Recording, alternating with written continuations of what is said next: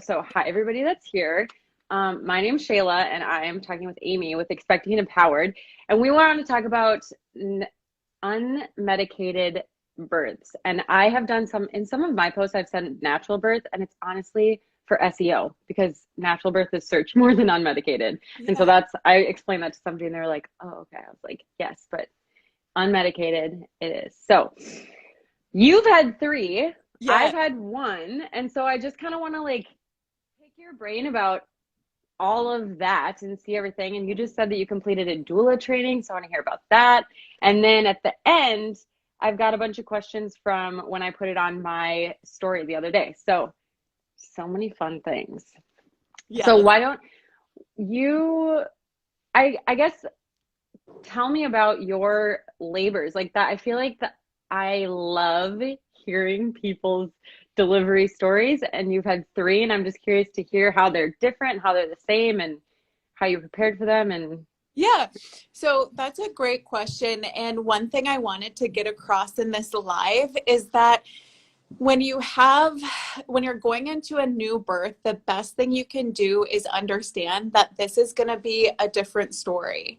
This is not the same story as your first birth. This is to be present in the moment and let this birth unfold how it will. That's your story with this new baby. So I think a lot of times, depending on our past experience, whether good or bad, right, we let that linger into our next birth. And at the doula training this weekend, she pointed out a lot of people have to heal that past birth if it didn't go the way that you wanted it to. Interesting. Yeah, so that you can go into this next one with good energy around it and your body is kind of ready to go through this new process. Or I imagine if it's, like you said, even if it's a good one, so you don't cling to that, did it once gonna go the exact same this time? Well, yeah. Be like, no, we didn't do this the last time, so I don't want to do, you have to kind of stay open and fluid, right, and unfold. So my first time around with our oldest, who is 5, I remember every single thing from the birth. So I also wanted to clear that up because I think it gets told to us, you're going to forget it. It's going to happen and then you're going to forget it. And I could write that birth story like it just happened. Wow. Yeah. So we've got to let moms know that because if you're empowered and ready to go into that birth, you can make an educated decision. If you don't have the information you need to make those decisions, that might stick with you longer than you're thinking. So how would you say to get that information? Because somebody who obviously doesn't know anything about labor and delivery, like a normal woman maybe, yeah. And then they're like, okay, cool, I need to know everything. Yeah. How? I would go towards it. And I think a lot of people in the American culture kind of go away from it. They're like, I don't want to think about it. I don't want to do anything. There's so many different ways to prepare. I know you did hypnobirthing. Yeah. I watched The Business of Being Born, the original one. So good. Yeah. That life-changing for me. I started to understand what's called the cascade of intervention, which essentially means if you start interventions in the birth, it's more likely that they're going to keep having to do interventions. So for me, that was my catalyst. That was all I needed to know. I was like, okay, I have my why. I want to do this. Yeah. I feel like I can do it. I'm empowered with all this information. Let's go. So I think preparation looks different for everyone. Know your personality type. Shayla, there's probably a reason you picked hypnobirthing. And that's a good point. Yeah. Yeah. And totally. I wasn't as attracted to hypnobirthing, nothing against it, but I was like, yeah. I think that's for me. So yeah. You can't pull Shayla's playbook or my playbook. You've got to figure out what do I think that I want? What lines up with my personality? Totally. Yeah. And that's, my midwife told me that. She was like, because I was like, so our carpets are getting put in upstairs, which is really exciting. So I don't know how often that's going to happen, but it's happening. I was like, this might happen during your birth.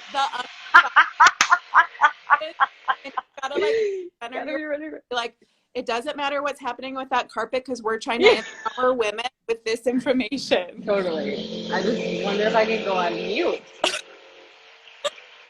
Well, it shouldn't, I don't know. We'll see. Seriously though, I don't know if I can mute myself or not.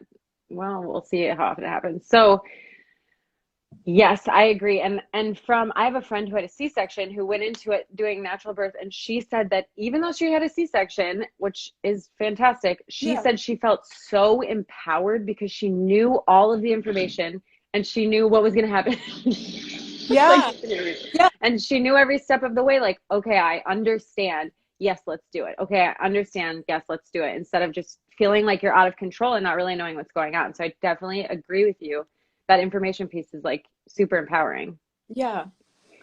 That was something that somebody said was like, how do you have that conversation with your provider? How do you what if they're offering things you don't want and stuff like that? So kind of going on that, what would you say to that? How, in your experience? I talked a lot about that in our doula training this weekend. And it's really the fact that you have to have, it's not that you have to know the right questions, but you literally just have to say, what are the benefits to doing that? Like if they wanted to start Pitocin, what are the benefits to doing that? And then you say, okay, what are the risks to do that? So you need to know those risks. And then you say, what happens if we do nothing?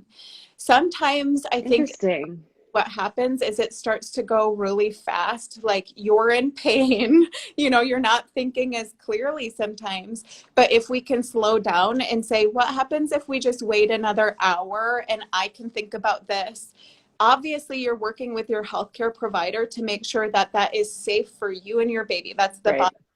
Both of us totally understand that. It needs to be a safe decision.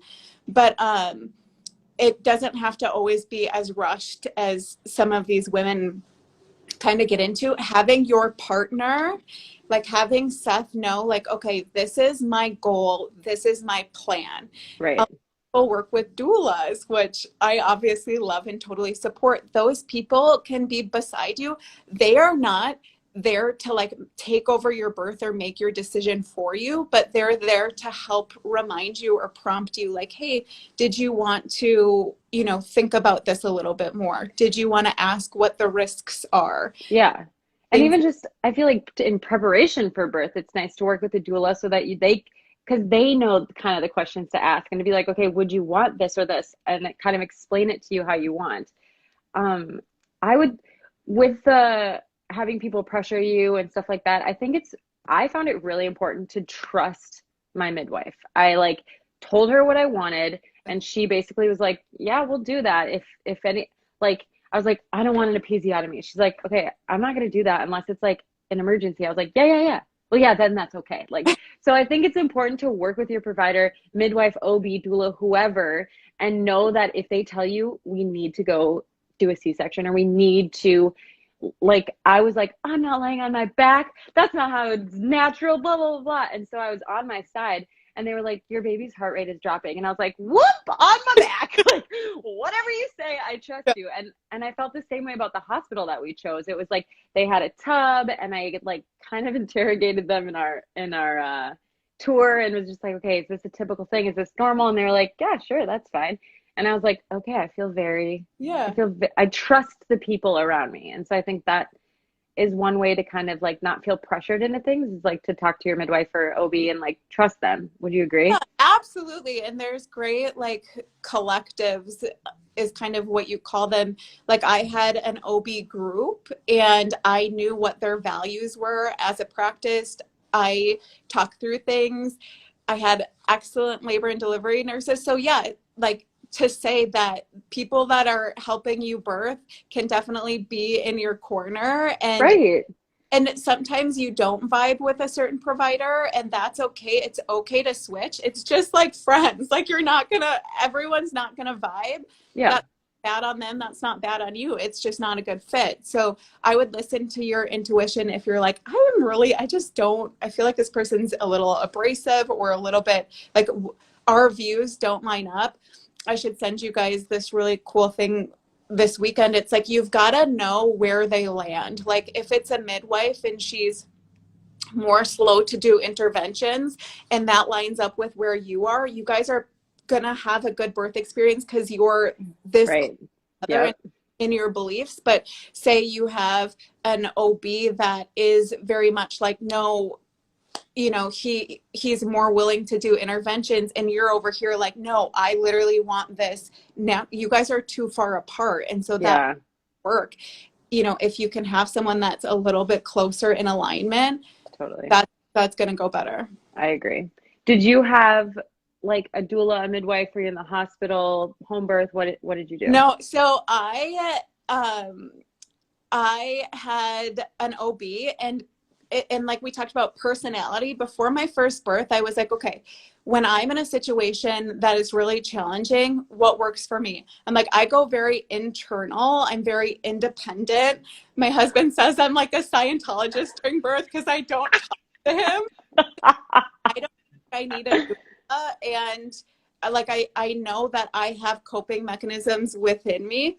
So we went to my first birth, and that was very much how it played out. Like I pretty much got into my rituals, got into my rhythms by myself, and that really worked well for me. And then after that first birth, I was like, yeah, I get how I do things. You know, maybe other people out there, their personalities like, no, I really like that support. I really like right there reassuring me that everything's going to be okay. That might be like a doula would be a perfect fit for you. Also, something to note is sometimes we don't know how our labor support people are going to react to, like if it's Seth's first time and he passes Totally. out, Yeah. is he good? Is he good with blood? Is he good with, you know, things like that? Support person has to kind of be equipped to give the support that you want as a birth. And if you feel okay, my husband passes out when like someone cuts their finger. Right. I might want a doula because I don't think that this is going to be his starring role. And that's not bad on him. Like we're all very different. The doula is there to support the birth partner and the birther. So she doesn't want to be the star of your show. She would be like, okay, Seth, Shayla's having a lot of back pain. Counter pressure really works. Let me show you this for one contraction. And then if you want to do it, I'll step out of the way and he can do it. Because we really want like the birther and the support person to feel like it's their story and we're in the background. Cool. Need us, but if you don't, like it's your story, it's your birth. Well, and I've heard a lot of partners that were like, doulas are the best. Like the partner was like, yeah. She wanted the doula, but I'm so glad we had it. Well, yeah, like to give you a break and a little more freedom to like be able to go to the bathroom. Like I know in our last birth, Drew had to pee for like the whole time and he couldn't leave me. He was so he's like holding his pee the whole time, where as a doula could step in for one contraction and the guy could, the woman or the male could go do what they need to do so that they show up and be super present and focused for the birther. That was the same for me, Seth. Because I did have back labor and he was doing counter pressure on every single contraction. And I'm in the tub, and at one point I could tell he was like eating snacks. And I was like, because I was hypnobirthing, I literally was somewhere else. So it's so interesting for me to hear you say like, I could remember every single second. Like I have Seth tell me the story. I'm like, tell me the story again. Like, I don't really remember a lot of it because I really feel like I was just, once she finally was born, I feel like I was like, there's 5 people in the room? Like, what? Oh, it was, gosh, that's so wild. It was wild. Yeah.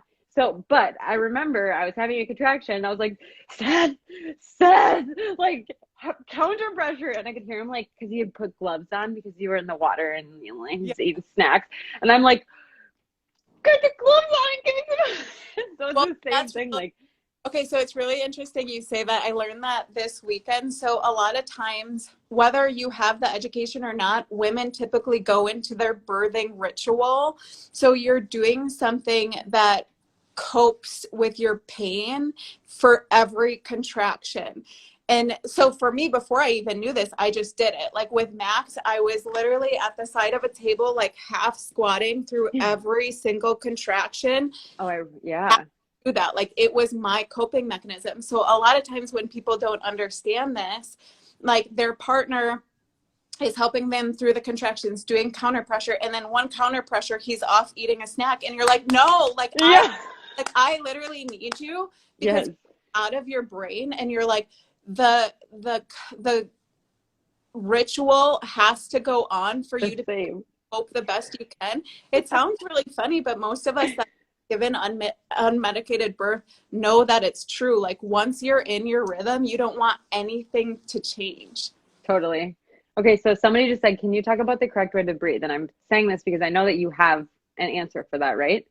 Yeah, so the correct way to breathe during labor, like, you need to have that full inhale and the full exhale. And why I remind you of the inhale is you're able to relax your pelvic floor. If you're missing that piece, your baby's not going to be able to descend where it needs to go. So, like, for me, I'm like,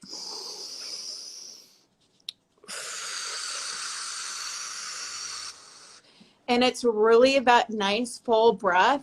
And it's awesome that you're breathing so deep, because it makes your contractions seem to go a little bit faster. Yeah.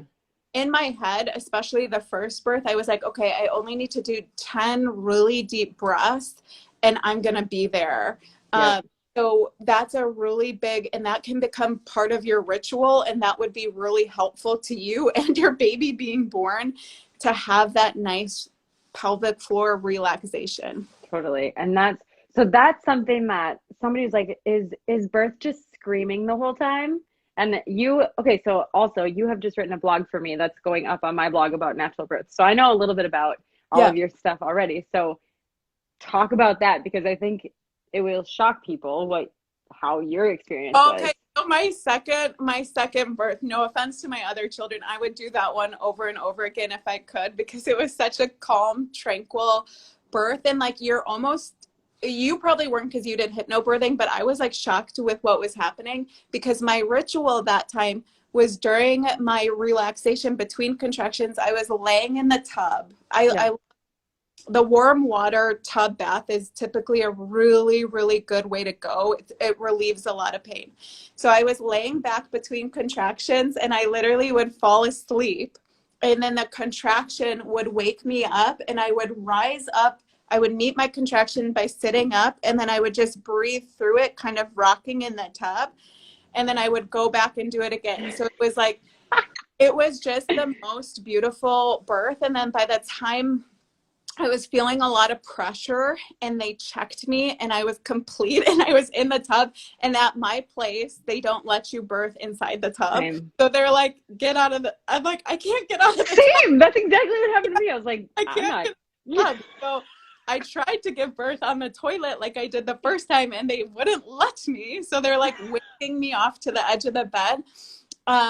But with that one, I would say a lot of times in birth, like, the mom will actually be, if she has the right ritual and the right support, she will actually feel a lot more in control. Sometimes when you feel out of control, it's the 8 to 10 transition period. It's a very intense sensation. I remember my first birth, I looked at my amazing labor and delivery nurse, Anne, and I'm scared. I started shaking, and I did start puking, which can happen during birth. And I remember the look in my eye. I had tears. I told her I was scared. She's like, Amy, this is all good signs. Like, you are so close. You have made it so far. You're doing so awesome. And it was like that very direct feedback I needed. And I was like, okay, like, I am doing it. I did get out of the tub and start to labor. So you might transition, like, say the tub's really working, but you start shaking and stuff and you need to change. I then changed out of that position, and I was in a new one with something else that was helping me cope. So it's not like, if you're screaming, that's okay. Totally. It might be that you need something else to kind of like help you ground you. That, especially when you're getting 8 to 10-ish, like, literally during contractions, your coping mechanism might be, a lot of people are auditory. So that's when you'll be like, ah! Right. Ah! And that's okay. Like, whatever. Yeah. To get that baby out. Who cares? Well, and no one is self-conscious at that point. Like, no matter what is happening, you are just like, trying to get this baby. Like because you said that you breathed the baby down, right? Yeah. So also with, also usually the uterus, especially when you're with an unmedicated birth, the uterus does 90% of the work. So for me, it was literally, I was working with my contraction. I did assist, like I did push a little bit, but the purple push, which means when we're like proven to not be, that doesn't work. So like we've got to reteach women. It's really your breathing. You might push, but it's not this like hold your breath and bear down as long as you can. Like you're working with the contraction. And one positive benefit of unmedicated is you can really feel that full contraction and work with your body. Totally. I started pushing not in a contraction. And they were like, wait, don't, just wait for the contraction to come. Yeah. But there's two things. So I read, did you ever read Ina May's Guide to Childbirth? No, I haven't though. Oh my gosh. I would recommend that for every single person who wants to do an unmedicated birth. It is incredible. She says in there that women have had given birth in comas before because our bodies literally know what to do. And so it's like, and she explained like it's hard to give birth with like a bunch of people around you like telling you to push. She's like, imagine trying to poop in the middle of a room and having people tell you to push. Like it's not gonna happen. You need to like have a little bit of privacy, kind of like relax. Like she said that your mouth and your cervix, like if you can relax your mouth, that'll help your cervix relax. And so, but I think the same thing, like imagine you have to poop, right? You're pushing and you're pushing and pushing, and sometimes it just doesn't happen. If you can just sit there for a minute and then all of a sudden you're like, oh, poop. Like it actually is the exact same thing. If you guys are out there pushing while you're pooping, that's also not good. Like that's what there you go. It's really like your colon should be able to help you if you relax. Like when I'm on the toilet, even not to be TMI, but we're talking about childbirth. Yeah.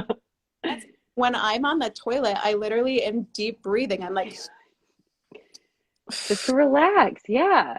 It's relaxing it out. Like your pelvic floor needs your help to relax.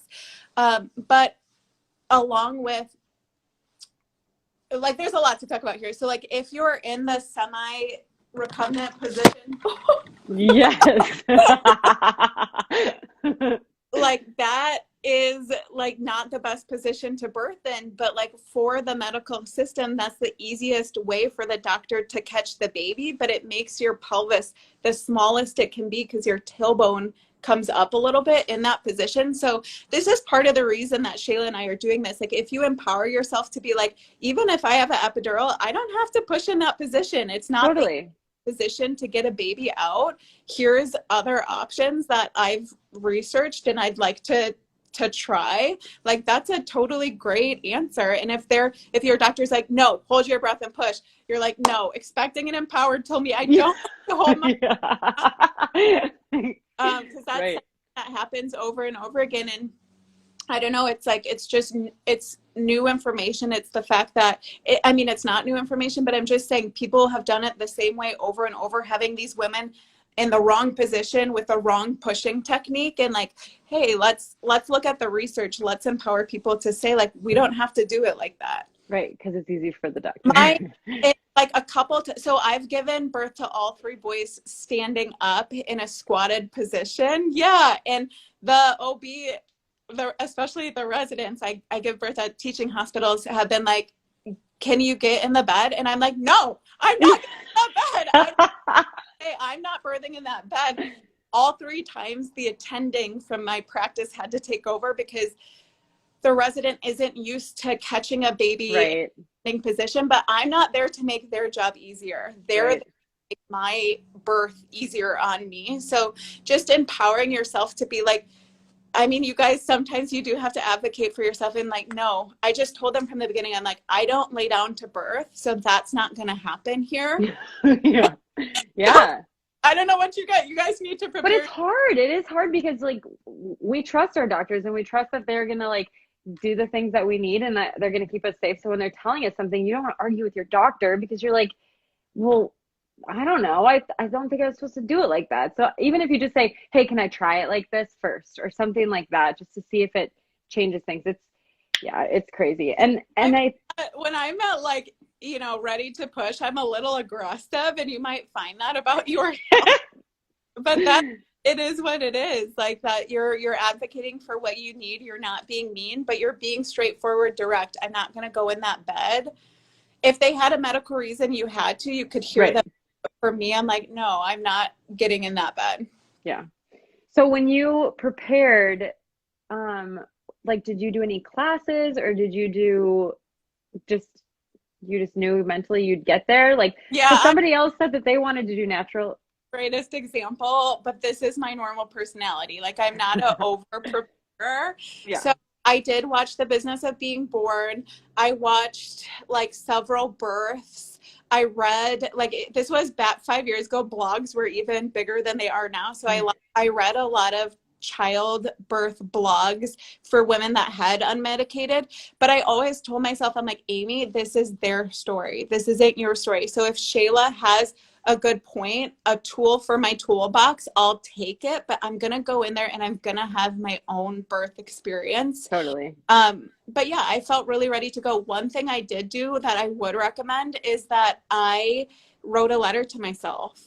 And I was just so kind and encouraging. Like, I know that you can do this. Oh, I love that. Yeah, I can share it. It was like, and I did that again the second time because it's like, really, if you want to do unmedicated, there's support people around you, but it really is going to be you, like, truly believing that you can do this and talking yourself into it when it gets hard. Yeah. Yeah, like you've got to be your own best support woman. I agree. And I'm seeing some comments. I just, it's such a hard topic to like, I remember being pregnant and being like, I want to do unmedicated. And people were like, okay, good luck. Especially when I said I want to do hypnobirthing. I'm like, yeah, it's like this meditation through labor. And my mom was just like, no. And I was like, yes, I will. And so you do have to have that like internal, but I didn't make like I did go through one with my doula, like like a birth plan, but my ultimate birth plan was healthy baby, healthy mom. And like I said before, I think as long as you're educated on what, or you know some of the options and what could happen, and you know that as those things are happening, you're like, okay, I feel good about that. I feel good about that. I feel good about that. Then great. Then at least you're empowered to go into an epidural or a C-section. Or if you're like, why would I want to experience natural childbirth? I want an epidural. Cool. Like there's just it's like you said in the beginning, like some people would not want to meditate through birth.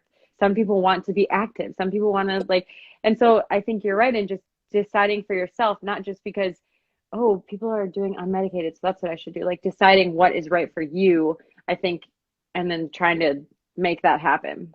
Well, it's like, it's the self-awareness that we all need as we go in our life. It's like, you know yourself, trust that intuition of like what you're thinking. Back to your point about your mom being like, nah, girl, you can't do that.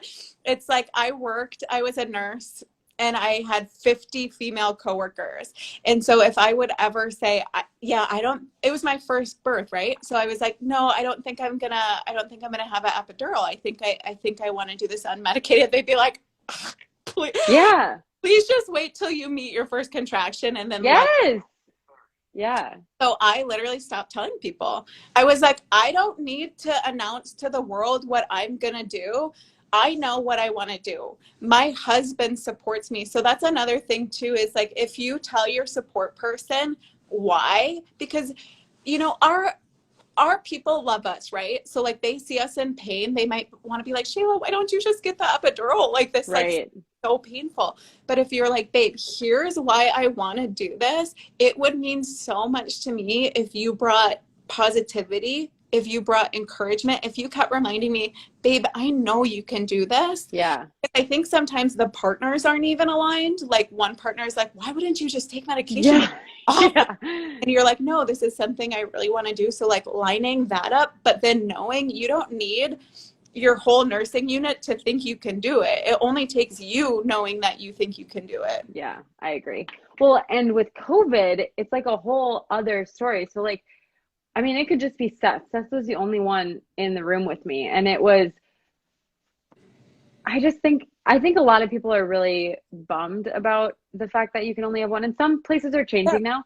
But for me, I thought it was fantastic. Like, yes, I was very sad that my sister and my mom could not be with me, but at the same time, it was a nice little intimate moment for Seth and I, because he was like right there when I needed him. It was our little family when she was born, and we just got to like just not worry about, because I remember him being like, well, my whole family will be out in the waiting room. And I was like, no, that's so much pressure. Like, then they're just waiting for me. I've seen the worst of the worst. Okay, so I had 2 labor and delivery clinicals, and like I've seen the mother-in-law being out in the waiting room and coming in a couple times to check on progress, or, you know, even worse, where if someone had a C-section, you know, the mother-in-law holding the baby before you hold the baby. Like, I just want you guys to know that whatever you and your partner decide is your boundaries, your healthy boundaries, you should make that choice. It shouldn't be of guilt because someone else wants to be in your birth. If you want them in your birth, by all, like, that's beautiful. I know people that love you. The Kardashians bring everyone. I was like, I want my husband. We don't tell anyone we're going to the hospital when I go into labor. We have that whole night to ourselves. We don't live tweet or anything. Like, it's a special, sacred moment. We're bringing a new baby into the world. But both of us are saying, like, you do whatever you want to do, but don't compromise, because people are pressuring you, because you're never going to get that moment back. Like that. And if you know, I love my mother-in-law. She's like, we're so close, but I do not need her in my delivery room. Like, she's so talkative and I'm so not talkative. We're that far apart. Like, I know it's not going to line up, and that's not going to help me. So like, that's a no for me. Yeah. And was she fine with it? Oh yeah. Well, she was a little sad when we said that we weren't going to tell anyone we were going to the hospital, because they live like 2 hours away. She's like, I'd really like to be able to start heading your way. And I was like, I understand. And you're so excited for your first grandchild. But for me, I just feel like I don't need that extra pressure. Yeah. The postpartum woman too, like, you go through the delivery and then there's this recovery period, and you don't know what's going to happen right there. Like, you don't know, you could be so exhausted. You don't want to see, like, there's just so many variables that for me, I was like, I understand where you're coming from. Here's where I'm coming from. I mean, I'm obsessed with therapists and communication, but like, clarity is key to life. I'm not going to, if you're unclear, that just leaves too many question marks. They might show up and you're like, what? You know? Yeah. So like, I'm still going to labor for another 20 hours and you're here. Like, I don't want you here. Yeah. I feel like that's a lot of pressure. Yeah. Let me look at some of these questions. We've done a lot of them, but I'll kind of see. Oh, a lot of people are asking about an epidural. So from what I know about epidurals from my Ina May Guide to Childbirth, basically, or maybe not, either way, sometimes.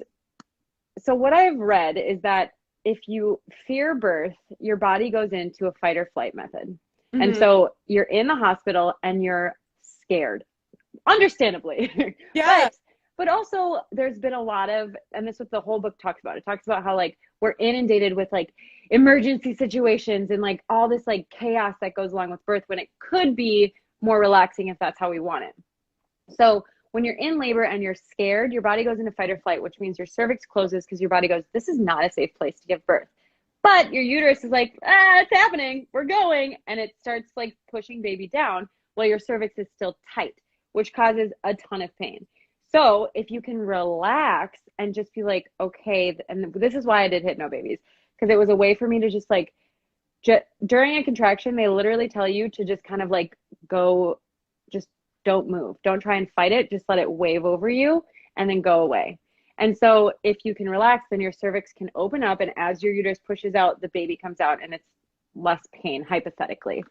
But what the epidural can do is let your body do that.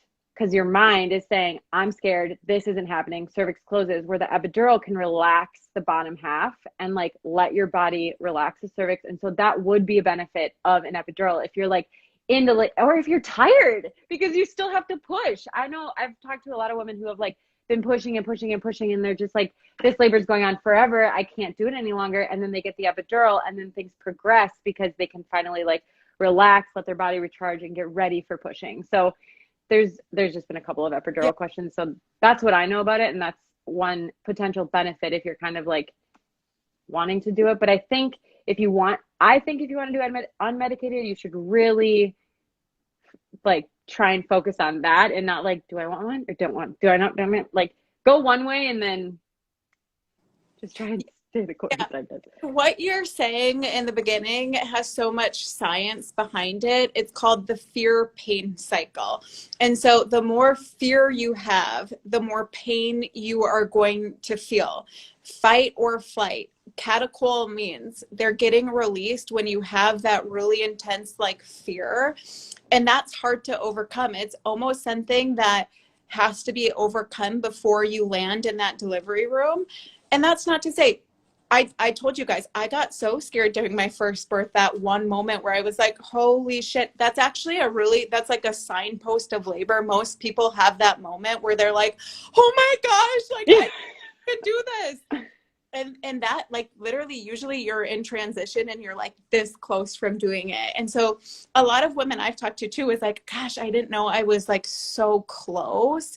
Because by the time like when we say I want an epidural, someone can't just come in the room right away and give it usually. So there's like a period of time, and sometimes people are literally get to past it because they're trying to get their epidural and they're actually in transition and things are really headed in the right direction. Like you said, I am not against epidurals. I have friends that are like, yo, that is not the life. Yeah. I'm happy for you. I'm epidural as soon as I can. Totally. But I will say for women that do get epidurals, that's very correct. Like typically the woman is having a really hard time relaxing her pelvic floor, and that's really holding up the baby's ability to descend. So for me, before my first birth, I went to a women's health physical therapist, which we know at Expecting and Empowered we're huge fans of. And she was like, your pelvic floor is really tight. And so she was helping me with her fingers, like relax my pelvic floor. But also what she did for me was that was the first time I understood how to link my breathing, which we talked about earlier, to my pelvic floor. So she would literally have me breathe, and then she would tell me my pelvic floor was relaxing. Oh, interesting. Yeah. So it's like, it's so interconnected, like with your breath. So that's one thing. Like if you're like, okay, I might need that support of like understanding how to breathe and connect with my pelvic floor, like a woman's health physical therapist, she can also help to stretch your perineum out. Again, there's never too much TMI here. Like a woman that's never given birth, down there has a ton of stretching to do. And so 36, we can do it ourselves or go to a women's health physical therapist or have our partner help to start to stretch out our perineum so that it is more ready for, I mean, my babies were 8 pounds to come through. Like that's a lot of stretching that has to happen. But back to the epidurals, if you do get an epidural, I just want to empower the women out there. You don't have to birth on your back. There's different positions that you can birth in. And one thing we learned this weekend is like a really important note is that a lot of times you want to be at a station of +2, which means the baby's literally coming out to start your pushing process, because starting too early plus having an epidural on board can just be a really prolonged pushing process. So making sure that you like your team is telling you like, yes, you are like very ready to push here, can really help. Yeah. No, I think I like found it fascinating. I think it's so cool that you did you're doing the doula thing, because I just like, I think I thought of childbirth as my wedding day. Like the way most people think of their wedding day, I think I thought of my childbirth. Like I was excited for it. I was like, it's going to happen. It's going to be primal and it's going to be whatever. But no, that's awesome. And when you, like one thing that I was surprised about was during that transition, when you start to shake and you're like shaking. And I remember Seth being like, are you cold? And I was like, no, Seth, this is transition. And he was like, okay. And then when I had to get on the bed from the tub, I'm literally shaking again. And I was like, I can't even twerk like this when I try. Like, these are the things that I'm saying as I'm like about to push a baby out. But did you have Expecting and Empowered before? Like, did you do these? I don't know when you guys were founded, but So before my first birth, I was like certified to teach prenatal classes. So like I definitely understood the benefit of working out, but I didn't have that exact plan. Second birth, actually Trey and Expecting and Empowered are the same age. So like funny. We birthed Expecting and Empowered and Trey, which means that I used it my entire pregnancy. And that was beyond helpful. I know we wanted to get into like the physical preparation. So with Expecting and Empowered in the third trimester, what we're doing is we're literally preparing you for labor and delivery. So you'll notice the repetitions go up. Way up. Oh, well, yeah. I remember being like 30.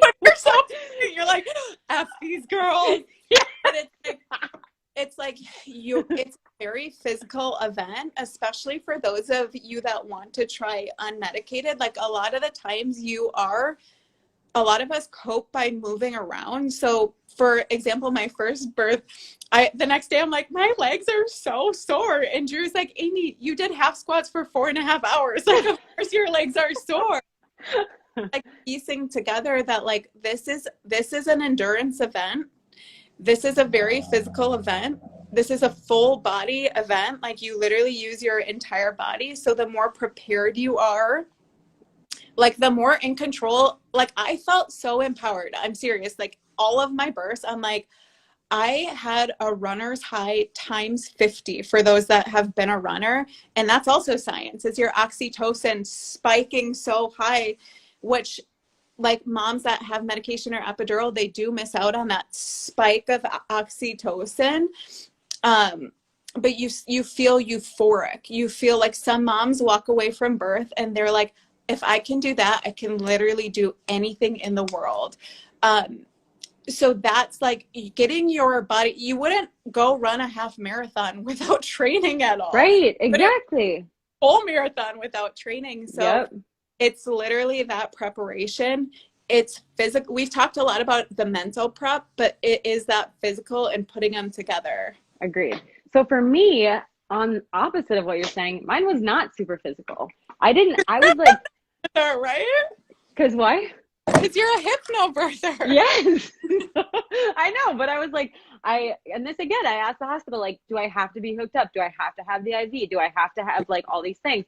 And they were like, no, you don't, whatever. So I think I did end up getting just the plug of the IV in case I needed something quickly. But other than that, it was nothing. And then when I started, whatever. But yeah, I was in the tub the whole time. And I was like, I kind of felt like I peed in the, like how you pee. Like when we were little, we used to pee in the pool. And I was like, I think my water, I was like, I think my water just broke. She's like, mm-hmm. And she's like, you're going to get a pushing sensation. I was like, I think I feel like pushing. And like, they didn't really take me seriously because I was just like, Seth, I kind of feel like pushing. And so the nurse came in and she's like, yeah, you're like, good. We need to get you out of the tub. And I was like, like exactly what you said. So, but I started Expecting and Empowered in the third trimester because that's when I found you. Yeah. And I pushed for 24 minutes. And I think that it is because of the workout. So although mine was not doing 4 hours of squats, I think that like the pelvic floor work, the stretching, the strength, the everything, like, because she's like, my midwife had a flat tire, and so she didn't make it to my birth, but the OB that was there was great. And so she was like, okay, like, let's just do a practice push. Let's see how, and she goes, okay, we need to get ready. Like, I guess whatever I did moved baby down quickly. And she was like, oh, she's having very effective pushes. So we need to like be ready. And so I got out of the tub at 2:00 and at 2:24, she was here. And so I think that's huge, a part to Hypno Babies and to Expecting and Empowered for just the mental and the physical. Yeah. So, that's at the end, for those of you not familiar, we have a pelvic floor section of our pregnancy guide. And at the end, we teach you to bear down. And that means you're assisting your uterus in pushing. So a lot of women like don't even understand the connection of like pushing. And it's like, you guys, you could literally put your hand on your crotch and like you can feel, if you Kegel, you should be able to feel your bottom pull away from your hand, and you know you have an effective Kegel. So like, let's quit being cute with women and say like, here, like put your hand on your crotch. Right. Now, when you're almost ready to give birth, do you feel like you can bear down, which means like pushing out? So yeah. I remember in the guide reading that and I was like, pushing out, why would I want to do that? And then like, I think there's a little part where it explains why you're doing all that. And it's like, well, we don't want just a tight pelvic floor. We want to be able to relax. And I was like, oh, but it was sad that I would work out to get like learning to relax your pelvic floor. That seems so silly to people because it seems so passive, but the problem with a lot of, especially first-time moms, and actually can be second-time moms, your pelvic floor is too tight. So like it can't do what it needs to do, because a lot of us, especially former athletes, their pelvic floor is so tight and it's used to being like a baby can't go through. But if you're able to relax it, if you're able to link it to your breath, if you're not afraid to touch yourself and make sure that you like can connect with your pelvic floor, usually pushing goes a lot better. Yeah. And I've had people ask me like, so do you think the pregnancy guide or the postpartum guide is more important? And I was like, two different things. Like pregnancy guide is prepping you for labor. It's keeping you, and yes, like working out keeps you in shape, but like, that's not really what this is about. This is about like prepping you for labor and delivery, and then the recovery process. Like I was so grateful to have that recovery process. And like you guys talk about all the time, it's a problem in the US of just like, all right, well, you just push something out of your body and good luck. Like, yeah. So it's nice to have that guide. We'll catch you quick and then we'll tell you you're fine. Like that's recovery was. And to your point too, with expecting and empowered. Okay. So after my first child, we didn't have the postpartum guide. You guys, I had tremendous like nursing neck, which when we're in this position for 12 weeks, nursing our babies and looking down at them, like I had tension headaches. My shoulders were up to here, you guys. I was so anxious after my first baby, which is we can do a whole nother live on that. But like, I was so uncomfortable that it literally made mothering hard. Like I just had so much tension. And so at the end, in the third trimester and in the beginning of the postpartum guide, we're literally doing exercises so that you guys can hopefully avoid the nursing neck and the upper back pain. And what you guys will find is like even your partners will have that pain. Like my husband had that pain because we're not being in this position where we're bent over and like holding a baby for so long. So like we say momming is physical, because what you also have to understand is like when you're throwing your stroller up into the back of your car and your abdomen and your pelvic floor isn't healed, and you're not able to handle the pressure, like we all know, those are like, you're like, ugh. Right.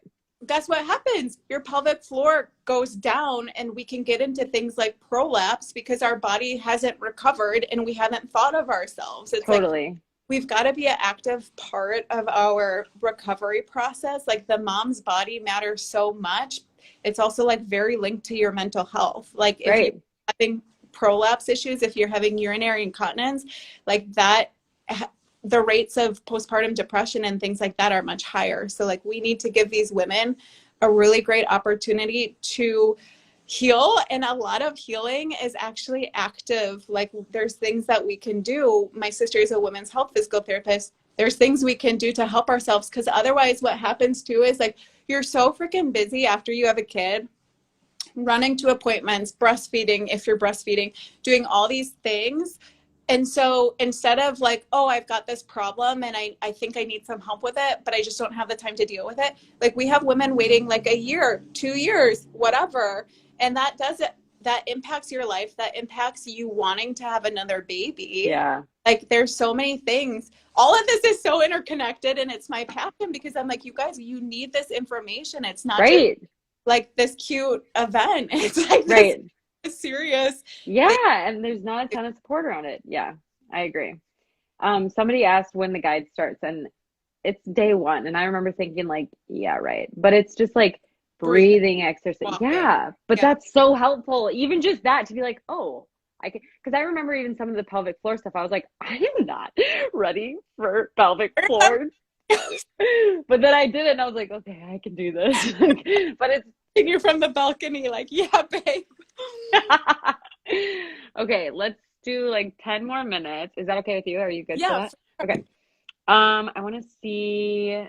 Okay, I can never say the word. You mentioned it. The perennial massage. Perennial. Yeah, yeah. Perennial. Perennial. Isn't that a plant? Yeah. So okay, I was like, yeah, I'm doing that for sure. I'm doing that. And then I just got way too big. I could not reach anymore. And I kind of like subtly mentioned it to Seth, and he was like, ah. I was like, yeah, it's fine. I'll be fine. Everything's fine. So I did not do that. I did end up tearing, but it's because she came out with her hand at her head. And because it was so fast. I think the faster it is, you get more. Yeah. And my midwife, she's like, oh, my track record of tearing is very low because like hot compress and all this stuff. And I was like, cool, great. And then she wasn't there. Yeah. Thank you. Oh, the contraction counter. I saw that in the blog that you had written, just like to track your contractions and how often they're happening. That was huge for me. First of all, because I knew that they were typically a minute. So I could be like, okay, we're halfway through. But also I labored, when I got to the hospital, I was 6 centimeters dilated. So I did a lot of stuff at home. And then to know like, oh, they're like 3 to 5 minutes apart. It's time to go in. Like it just helps you to kind of have a gauge of how far you are in it. Like, what would you say about the?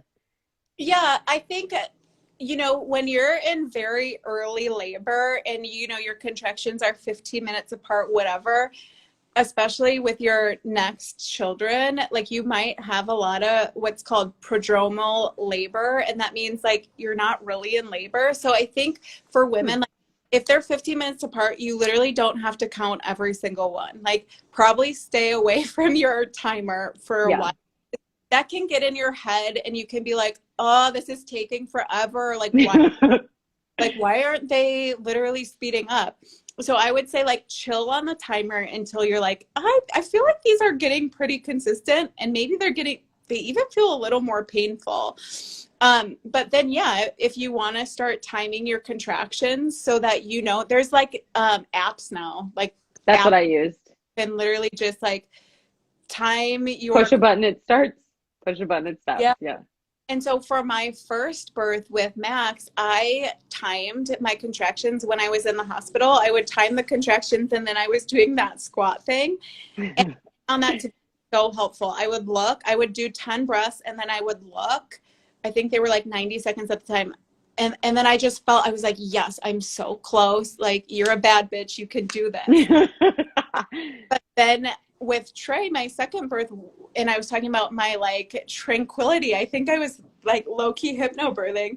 I think so too. I'm because I was like, I feel like I just have this. Like, I feel like I'm really in control and I don't need that timer. So you'll also just go into each birth and maybe it works really well. Maybe this time you're like, I don't really care about the timer. And that's what I think is important, just to know the tools available. There's a tub if you want it. There's a shower if you want it. There's a stool if you want it. And if you don't have to use it. But just like knowing what's available, I think is really important. Yeah. Really, you guys, I'm going to like send this to you, but they're like, these are all different positions that are comfort measures. And so like what I just wish that women knew is that there's more options. I feel like, and like one thing is, you guys, I love labor and delivery nurses. I like have a bunch of friends that are labor and delivery nurses. They're like angels, right? But what we have to understand about the medical system is they're not always set up for success. So like if you're not getting close to the end, they're kind of in and out of your room.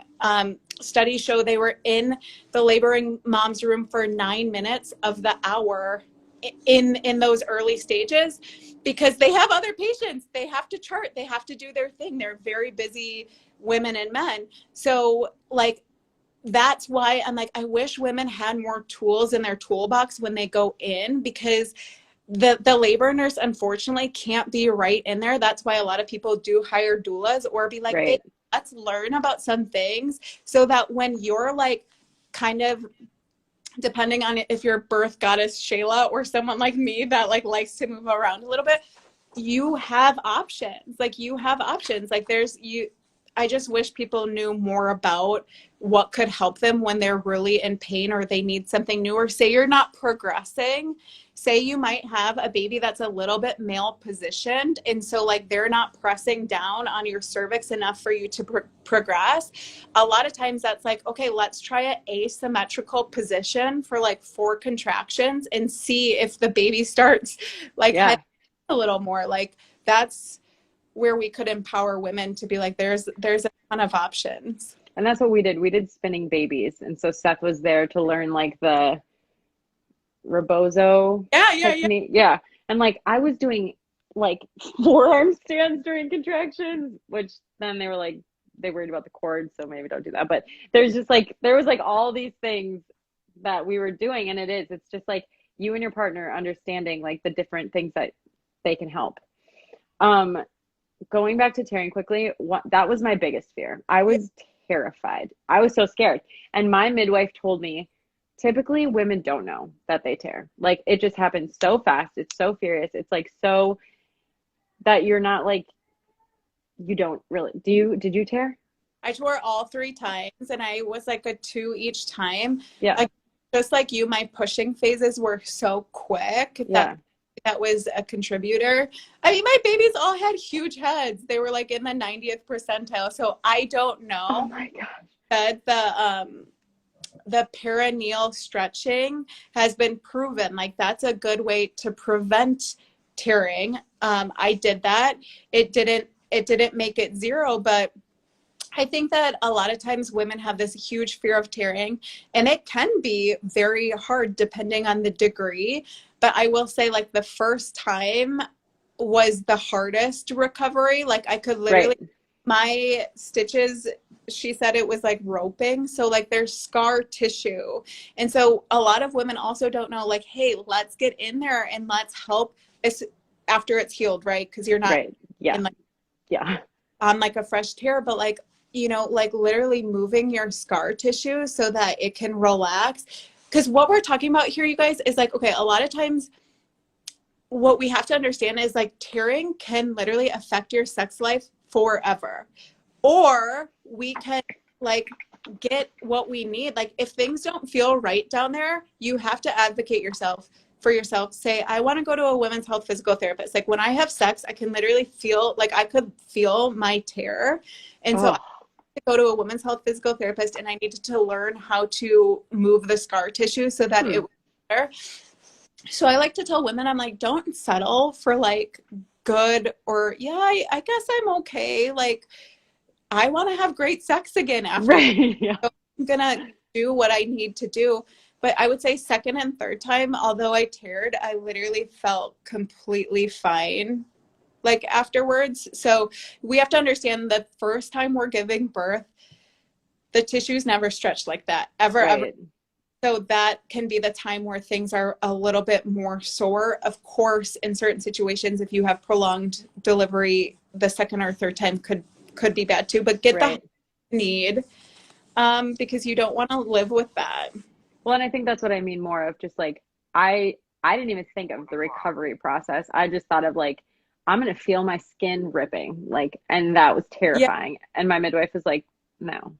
But like what we also have to understand is like Shayla and I have 4 birth experiences. I never felt the ring of fire, and like, so sorry for anyone that was like, I totally had that. But I didn't. Like, I never felt this ring of fire that everyone's talking about. So like, and you tore, so yeah, like you might not have the same experience. And we learned that in our doula training is like, don't attach yourself to your sister's experience. Don't attach yourself to your best friend's experience. Don't write your story. Like you and that baby have to write your story together. Yeah. Can't do that until it's happening. So like you know what's going to happen. Right. Okay. Awesome. Well, there's a ton of questions, but I feel like we covered a ton of them, and I loved this. I loved hearing. Yeah. No, it was so fun. And so I have a blog coming out of like your 10 tips. So that's going to be helpful.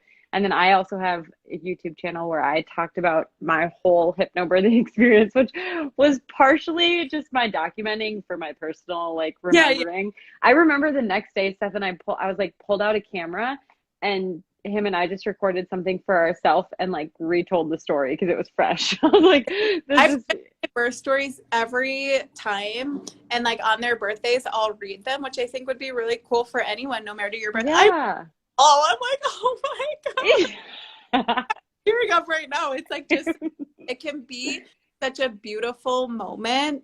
And like part of the reason Shayla and I wanted to do this is to be like, you guys, because I think when you hear unmedicated, sometimes you don't feel confident. You don't hear the positive stories. And what we wanted to provide you with was some positive affirmation that a lot of women do this. Like if it's something that you want to do, like, you know, go after it, prepare yourself for it. Totally. And you don't have to tell everybody. Yeah. Yeah. Okay, cool. Well, thank you. And also like nice to meet you in person. I feel like we've just been emailing back and forth. So this is fun. So fun. Thanks for having me. Yes. Talk to you soon. Bye. Bye.